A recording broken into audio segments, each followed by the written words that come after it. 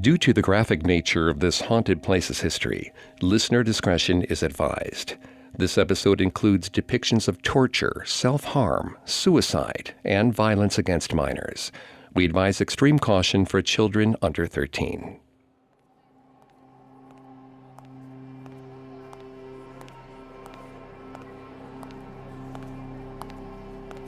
Vigo hated the boar hide, stretched tight and nailed to the board behind the glass display case.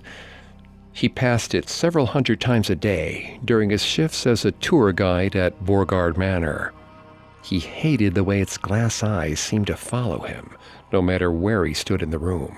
He hated the way the skin was displayed, as though killing was something that should be rewarded. He tried to hide his disgust when tourists made the same crude jokes. People posed with it like they had killed it themselves. Vigo was tired of looking at it, pretending that it was some charming story. Legend said that the castle walls would crumble to the ground if the skin was removed. Despite what he said to paying customers, Vigo did not give much credence to the supernatural stories around Voergaard. He had never seen anything out of the ordinary. People said that the dark spot on the floor was an eternal bloodstain, but to Vigo, it just looked like rot. There was no reason to believe that this legend was any truer than the others. After the last guests left, Vigo stayed behind, sticking to the large shadows draped about the castle. He hid from the guards and crept towards the display case, housing the dead animal that disgusted him so much. He bashed the glass in with a rock, his hands stinging as he withdrew them. Blood welled on his fingers where the jagged glass shards had sliced them. Vigo reached inside and grasped the boar skin. He tore it from its mount, leaving small pieces of hide behind on the ancient nails. The ground beneath him began to rumble. Vigo wrapped the skin around himself and took off running. The earth moved beneath him, rumbling like a great beast roused from a centuries-long slumber. He rushed up the castle steps. He tripped on the last one and toppled. The skin slid across the stone. For a moment, Vigo swore he saw the hide ripple, as if stretched over ancient muscles. A powerful animal laid low. Rock fell away around him. He swam in air before plummeting into the darkness below.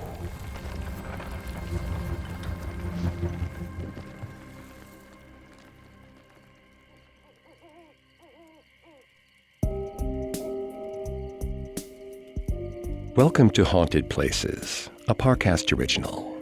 I'm Greg Polson. Every Thursday, I take you to the scariest, eeriest, most haunted, real places on Earth. You can find all episodes of Haunted Places and all other Parcast originals for free on Spotify or wherever you listen to podcasts.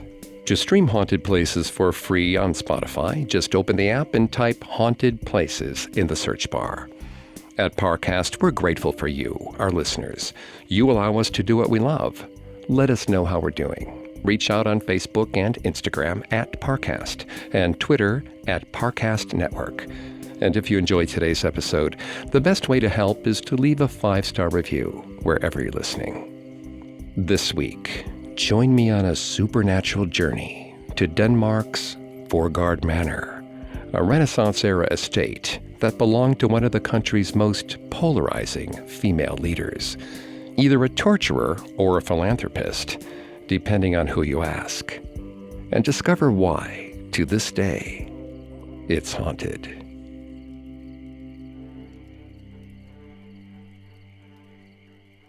Settled on the picturesque North Jutland Peninsula, Voergaard Manor, or Voergaard Slot in Danish, is one of the most beautiful Renaissance-era buildings in Denmark.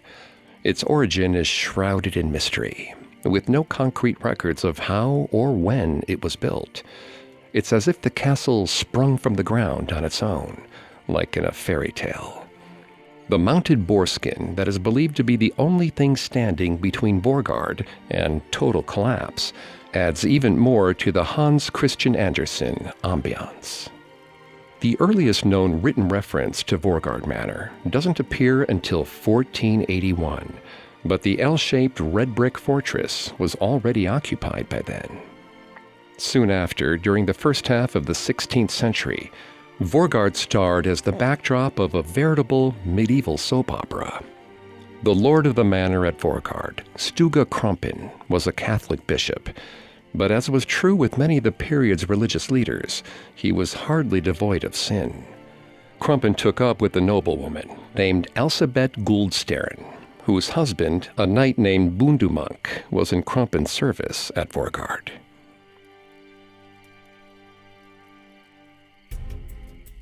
Krumpen had always had a knack for increasing his personal wealth while avoiding the consequences of his actions.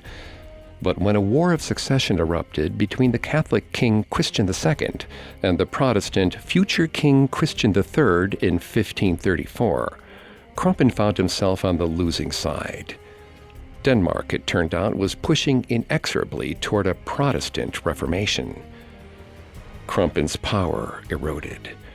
He eventually lost his manor to a peasant revolt led by pirate revolutionary Skipper Clement that same year. When the dust settled in 1536, the Danish crown took ownership of Voergaard Manor.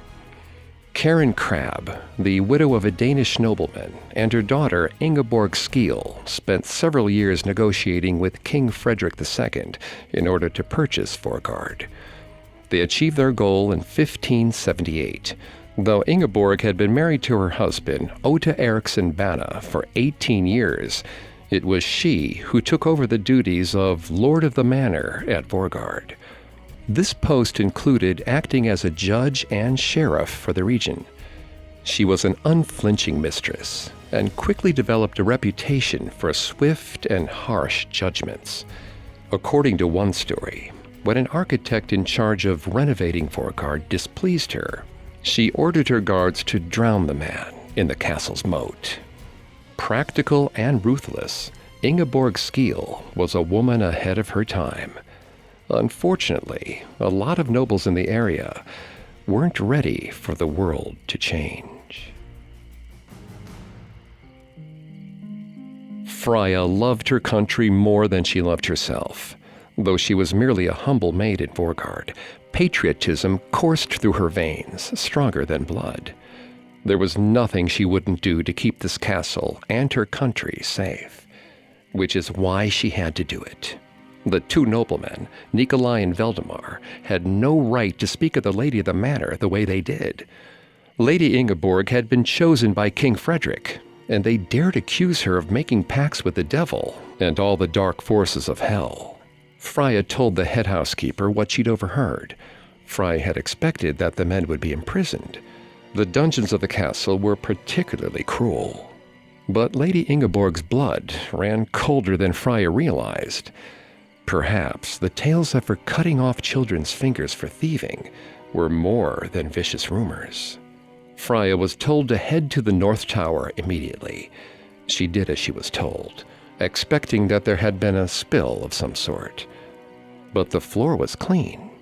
Instead, she found the two traitorous noblemen waiting.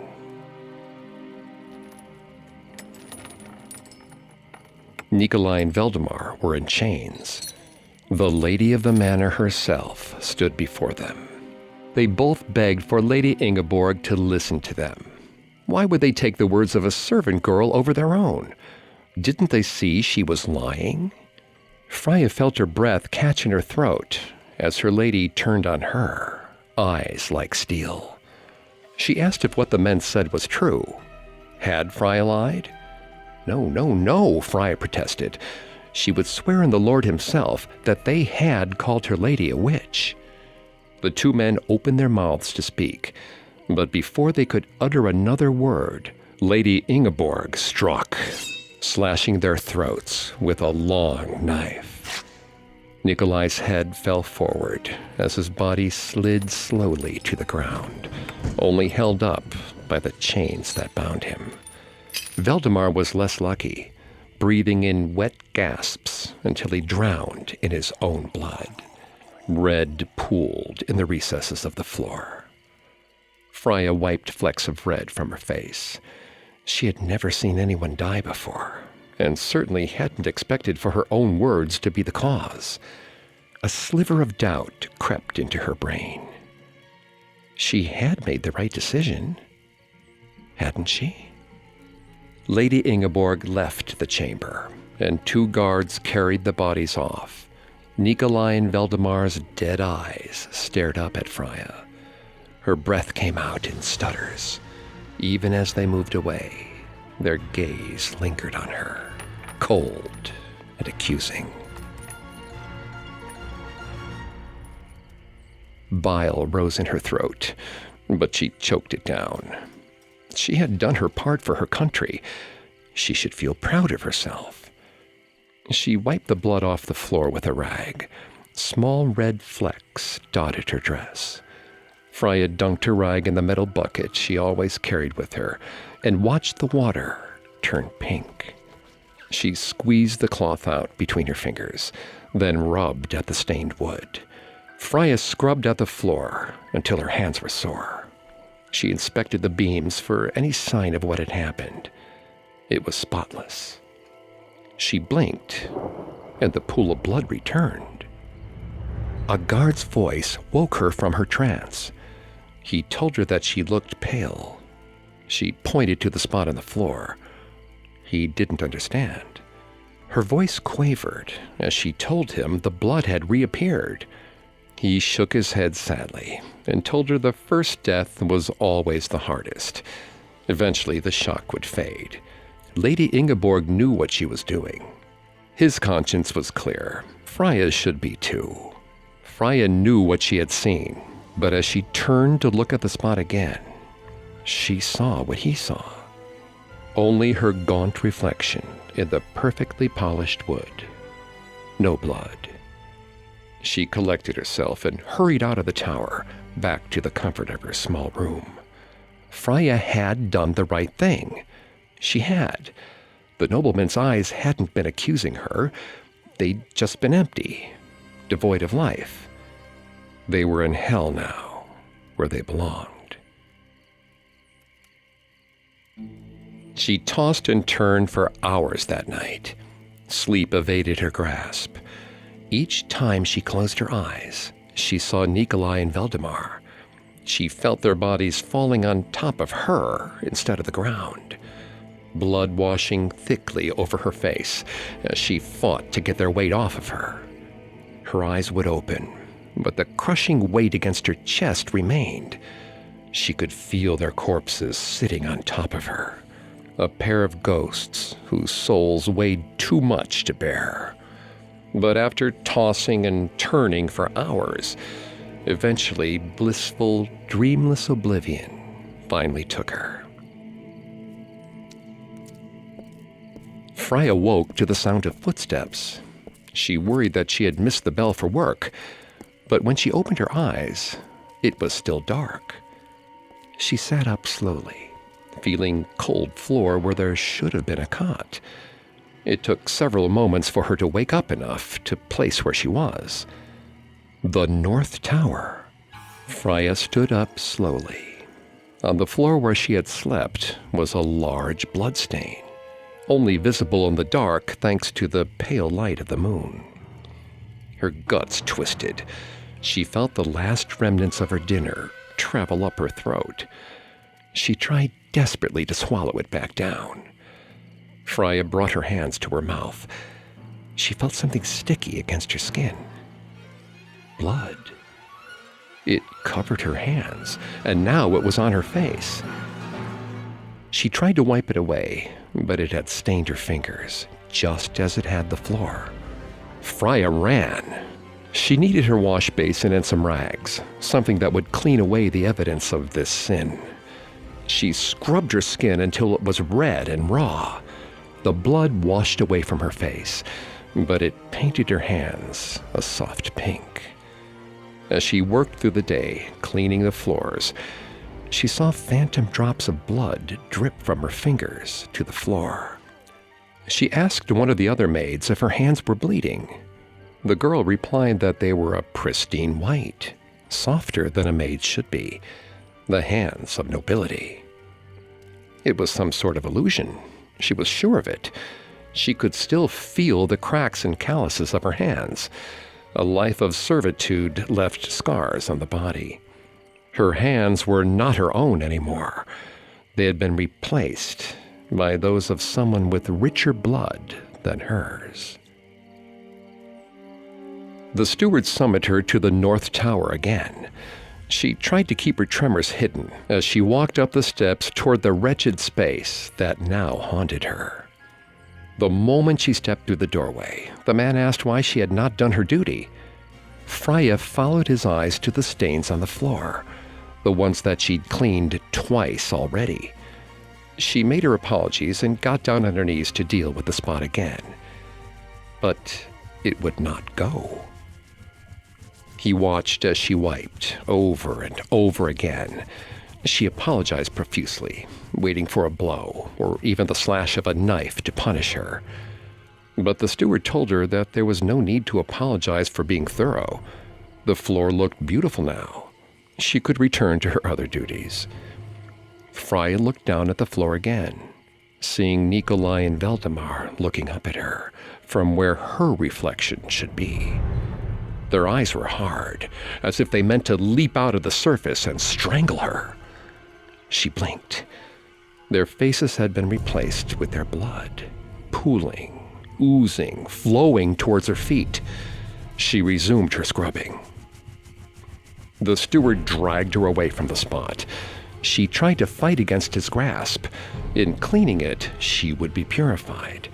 He held her tightly, yelling that she was being insubordinate. He struck her. She went limp in his arms, and the world went black.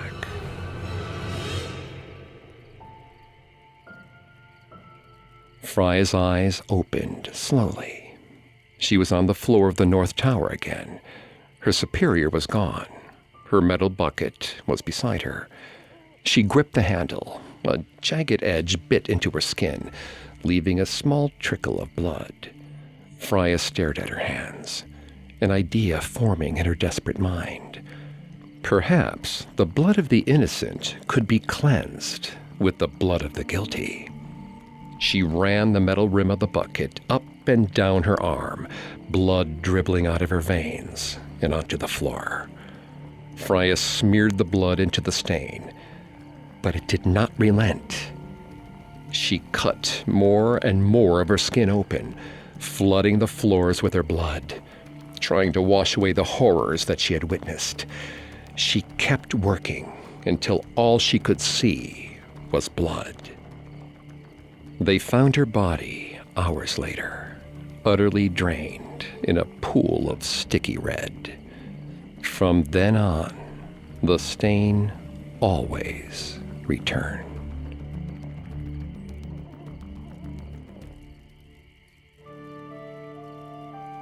Voergaard Slot's northeastern tower has an ancient red stain on the floor. Its source has been lost to time, but some say it is the mark of the spilling of innocent blood. The manor has been renovated numerous times, and the wood floors in the room are frequently sanded down and painted again, but the stain always returns after a few days. Historians say that there are no records to corroborate the outlandish claims of cruelty lodged against Lady Ingeborg Skeel, but the blood must have come from somewhere. Whether it is the result of the murder of a betrayed Catholic or a servant who made a mistake, it is clear that Voergaard Manor is not ready to forgive or forget the injustices committed within its walls. Up next, another encounter with Voergaard Slot's most iconic lady of the manor, a woman so cruel and so powerful that her subjects believed she was a witch. Now, back to the story. As the 16th century drew to a close, Voergaard Manor fell into the hands of Danish noblewoman Ingeborg Skeel. Whether or not you believe the staff's claims that she still walks the halls, she remains the building's most famous and controversial occupant. In life, she was a fastidious head of household and shrewd businesswoman, dispensing her duties as the area's sheriff with a swift and sure hand. But as often happened with powerful women at the time, darker rumors began to swirl around the lady of the manor, including accusations of witchcraft and deals with the devil. Her cruelty quickly became a part of local folklore, but many townspeople claimed she was more than a scary story to tell at night. Maya's family was hungry. Her father had tilled the fields as he should, working day in and day out with their neighbors. But the lady of the manor always took their harvest. She used it to make beer in the market, while Maya and her 8 siblings starved. Maya was the oldest at 12. She had to help somehow. As the sun set that afternoon, she snuck onto the grain cart. Her conscience was clear. She was merely taking back what belonged to her family. Maya watched the dark sky, clinging to the axle below the cart, as the pack horse carried the grain beneath the imposing stone arch and into Voergaard Slot's courtyard. The sun sank below the horizon on one of the yard's 2 open sides. Maya waited for the stable hands to turn their backs, then rolled out from the other side of the cart, walking with purpose towards the closest door she could see. Hopefully, the estate had some kind of scullery maid, some small girl that belonged in the L-shaped bastion of red brick, so Maya wouldn't look out of place. Maya made it to the door with quick steps, yanking it open and sliding inside. It closed behind her on its own. She told herself it was a draft that blew the door shut. The hallway was long and cold, but mercifully empty. Her growling stomach made it easy to follow the savory smell of roasting pork belly to the kitchen. The pantry would be somewhere nearby. She would be careful and take only 1 bag of flour, maybe some apples, and some pork. Her stomach rumbled again. She stole into the dark room, filling her bag with everything she could see. Then she doubled back down the hallway, searching for the door she'd found before. But the hallway was dark now. Too dark. It was also longer than she'd remembered. The rush of wind was hot and strangely heavy, as if she was standing in the closed maw of some great monster. She felt the beast take a deep breath. Her heart thudded heavily in her chest. She had lost her bearings. Wheeling around, she peered through the darkness, hoping to see the faint glimmer of a candle. And then, at the end of the hall, Maya saw her. A round but imposing vision, all in white. The woman's cheeks were red, her nose snubbed. Her hair was covered by a white veil, and her eyes flashed with blue fire. Maya told herself that she did not believe in witches, that her mother's stories were only stories, and that Ingeborg Skeel, the lady of the manor, was simply a greedy woman who thought of no one but herself. But in the darkness, her features exaggerated by the flickering torchlight, the lady of the manor was the monster Maya feared she would be. Rough hands grabbed her. Maya tried to struggle, to cry, but the hands carried her down, down, down into the stone depths of the castle, to the place where only her loudest screams would carry. Her bag of stolen food lay forgotten in the hallway. The guards chained her up, and she found herself face to face with Lady Skeel and her eerie glow. Maya's wrists were so small they slid through the cuffs. The men shook their heads and went to get smaller ones. Their casual talk made Maya's blood run cold. Why did they have smaller ones? Lady Skeel's voice was higher than she expected it to be, honeyed. She asked what Maya was doing in Voergaard. She knew the woman would not be fooled by lies, so she told the truth. She was hungry. Her family was hungry. The village was hungry.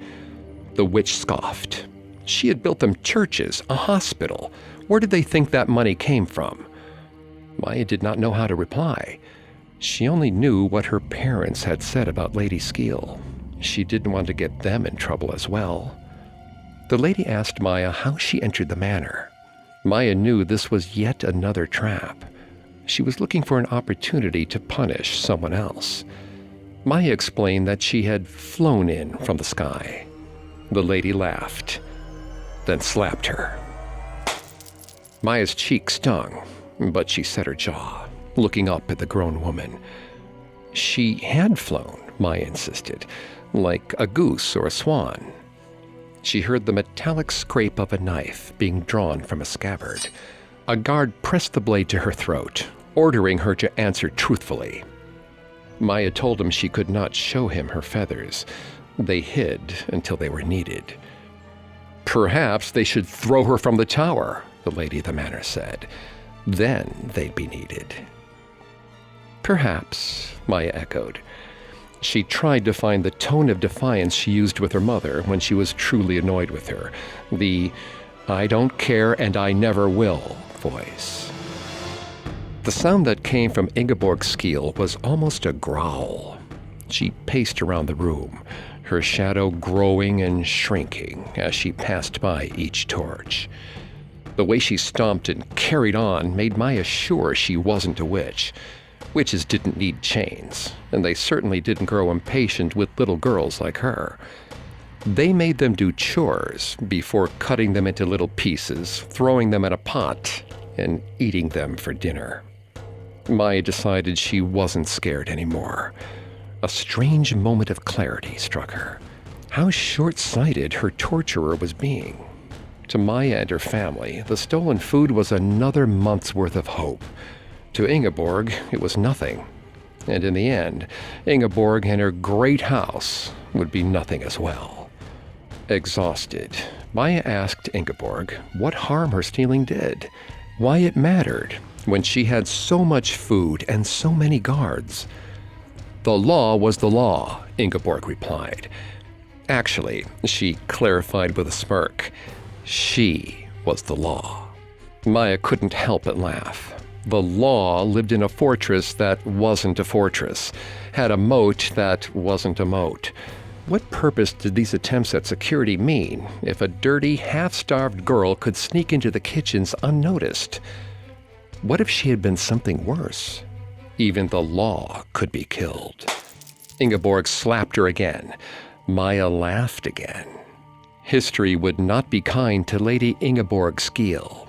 Her manor would fall to ruin, sold off, piece by piece, only to be unified by a betrayer of Denmark.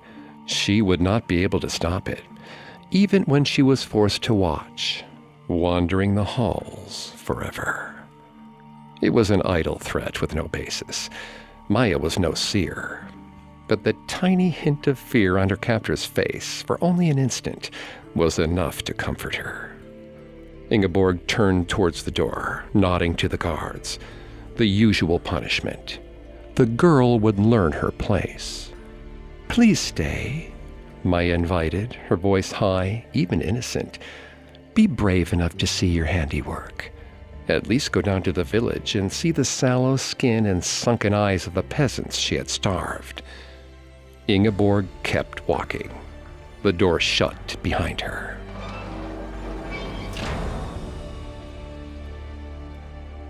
The guards let Maya down and placed her small hand on the table, fingers spread.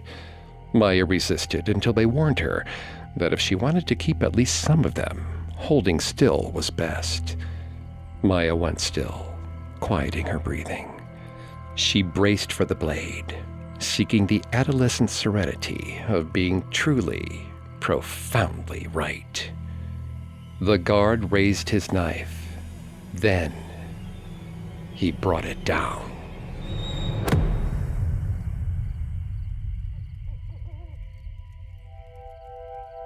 Ingeborg Skeel was a controversial figure. We have records of her philanthropic actions, including the construction of several churches and a hospital.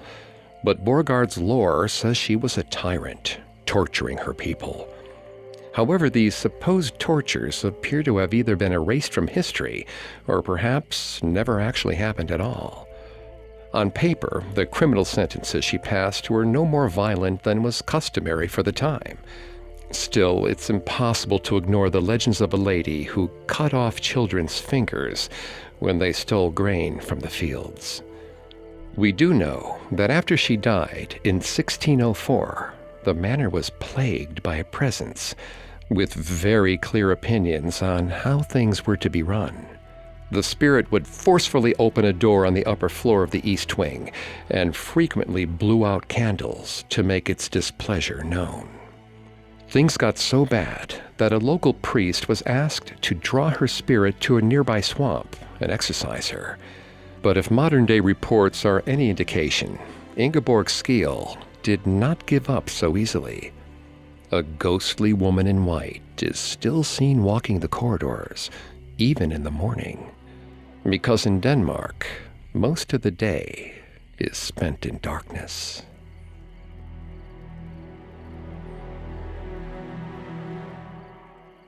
Coming up, we journey to Voergaard's most infamous and sinister location, the dungeon.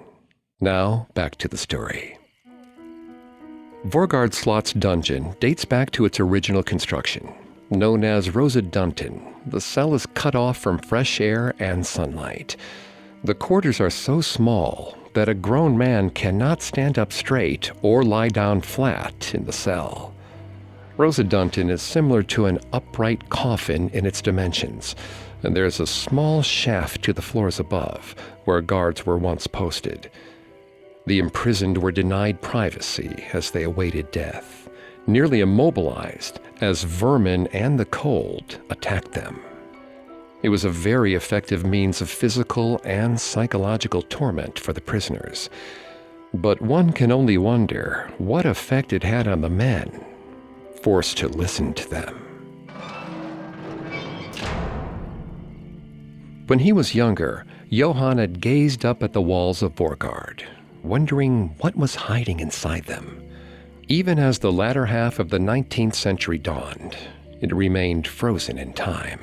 Giant stone animals stood sentry over its long walkway and massive moat.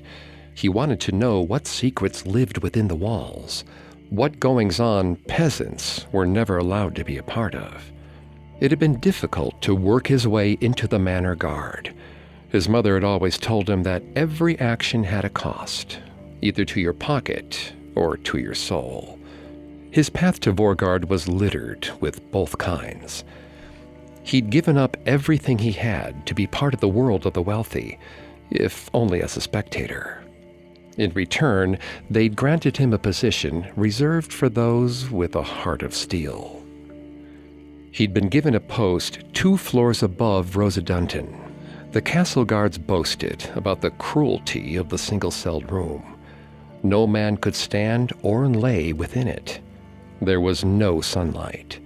A small shaft in the ceiling was the sole source of air. Rats would sneak down and chew on the prisoner as they squatted, their legs straining from the effort. Johann could hear their screams from his post. The shaft let out right next to him, making him the sole witness to the pain these prisoners endured. Even when he left his post, he struggled to sleep. When he did, the prisoner's anguish followed him through his dreams. The howls and pained cries would torment him as though he were still at work, standing stock still and trying to pretend he didn't hear the agony below him. After months of enduring the awful sounds, the Lord God gave Johann a reprieve from the cries. The man imprisoned in the cell died. However, it fell to Johann to crawl into the dungeon to retrieve the body. Rat bites covered the prisoner's limbs and face. Part of his eye had been chewed away. Johann tried not to wonder if that particular injury had happened before or after his death. When Johann reached in to remove it, he was shocked to discover the corpse was partially frozen. Unfazed, his officer handed him a saw. He would have to cut the limbs away so they could get the torso out more easily. Johann went to work, trying not to gag too noticeably. He hacked away at different spots until he could snap pieces of flesh and bone off the rest of the corpse. Johann washed himself thoroughly afterwards, but the stink of rotten flesh persisted long after they'd buried what remained of the prisoner. Sometimes the smell still filled his nostrils in the night as he passed down a dark corridor. But Rosa Dunton was empty. The worst was over. Johann had no quarrels with his position anymore. He could guard the area to the best of his ability, do his patrols easily. At night, he slept like the dead. Each morning, he awoke refreshed and ready to face the day with enthusiasm. The screams became a distant memory. How easy it was to forget the suffering of others when your own quality of life had improved.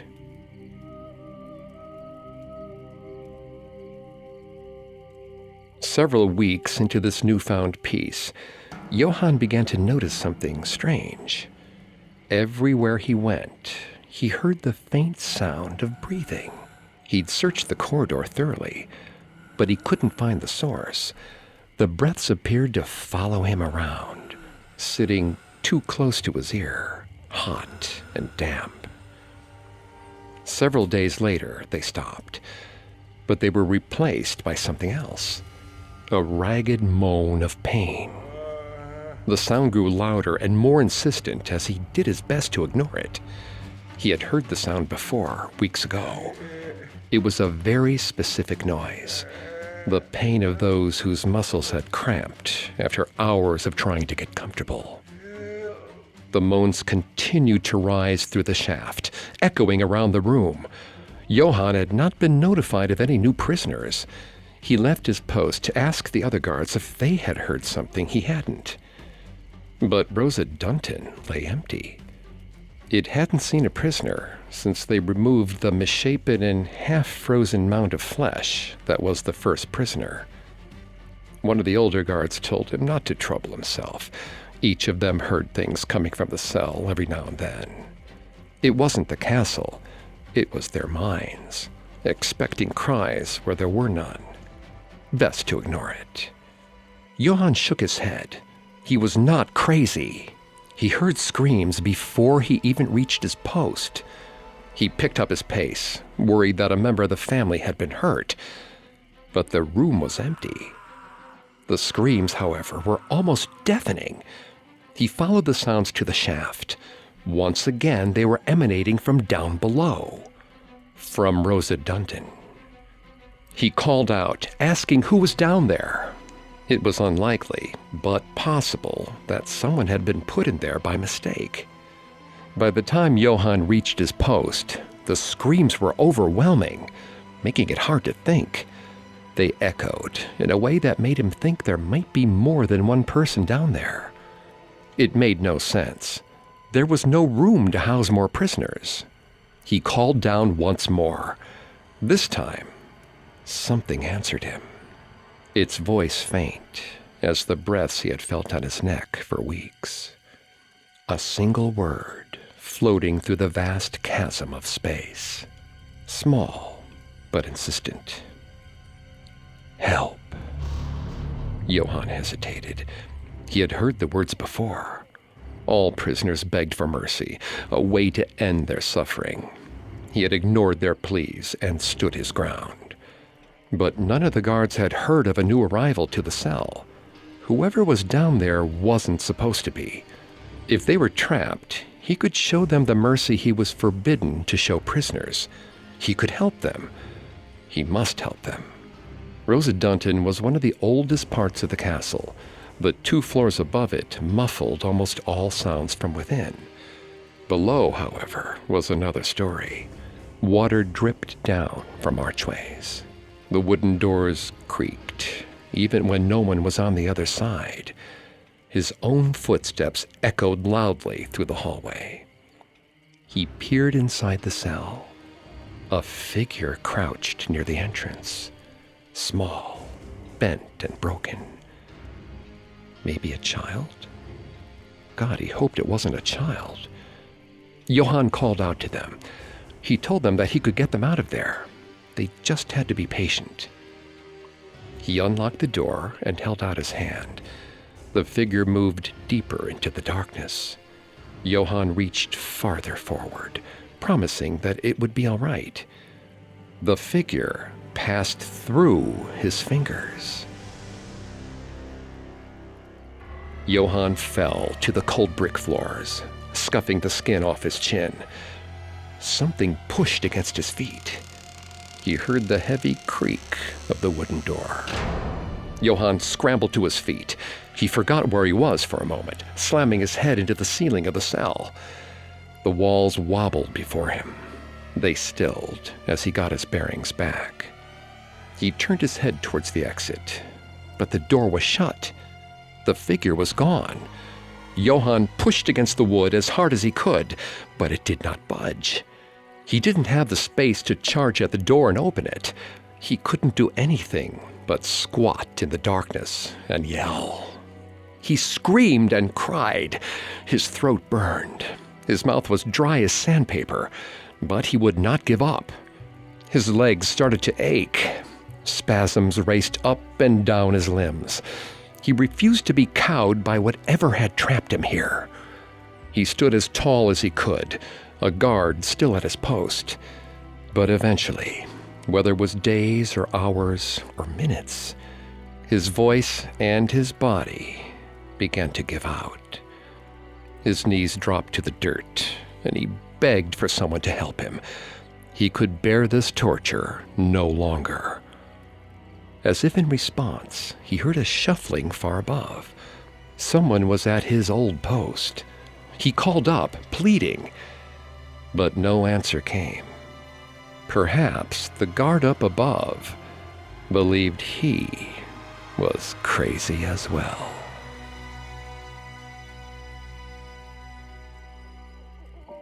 In 1872, Voergaard Manor was purchased by Danish politician Pitha Brunum Scavenius.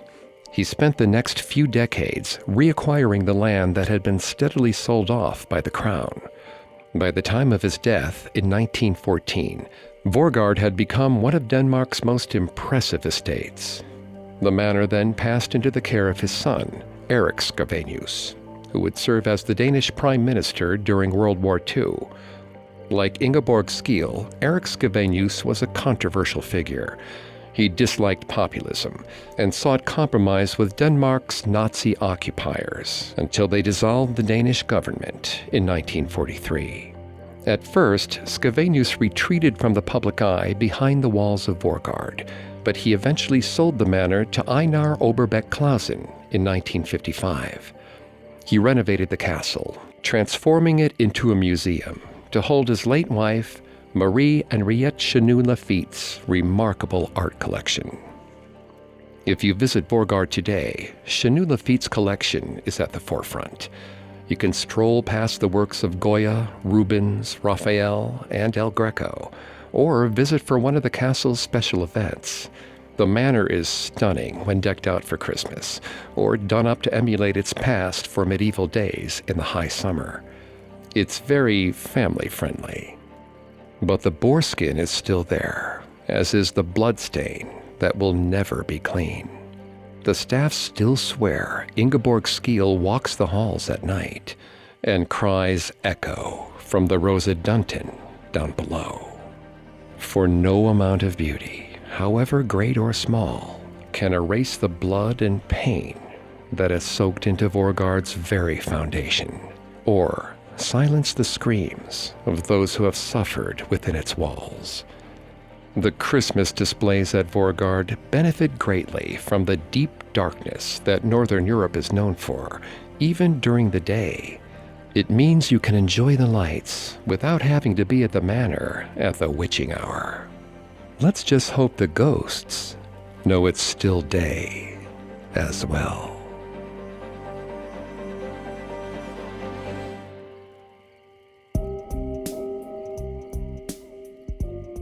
Thanks again for tuning into Haunted Places. We'll be back on Thursday with a new episode. For more information on Voergaard Manor, amongst the many sources we used, we found the reporting of the Copenhagen Post extremely helpful to our research.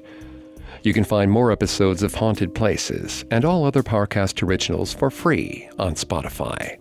Not only does Spotify already have all your favorite music, but now Spotify's making it easy for you to enjoy all your favorite Parcast originals, like Haunted Places, for free from your phone, desktop, or smart speaker. To stream Haunted Places on Spotify, just open the app and type Haunted Places in the search bar. Several of you have asked how to help us. If you enjoy the show, the best way to help is to leave a 5-star review. And don't forget to follow us on Facebook and Instagram @Parcast and Twitter @Parcast Network. I'll see you next time. Haunted Places was created by Max Cutler and is a Parcast Studios original. Executive producers include Max and Ron Cutler. Sound design by Kenny Hobbs, with production assistance by Ron Shapiro and Carly Madden. This episode of Haunted Places was written by Lil D. Ritter and Jennifer Richey, with writing assistance by Drew Cole. I'm Greg Polson.